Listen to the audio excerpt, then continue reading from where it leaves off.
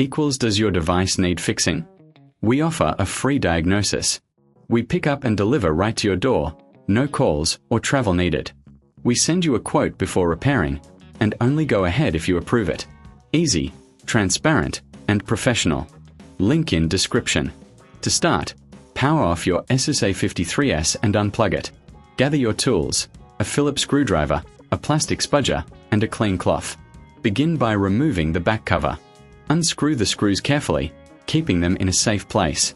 Once the cover is off, take a moment to clean the internal components with the cloth. This helps prevent dust buildup. Next, locate the charge connector.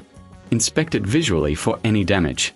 If it looks worn or broken, it's time for a replacement. Disconnect the old connector gently using the spudger. Be cautious not to damage surrounding components.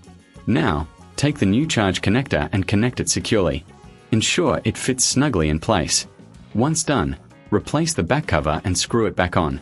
Remember, if you need assistance, we offer professional diagnosis without obligation. Plus, enjoy pickup and delivery at your home. No calls, no travel, just convenience.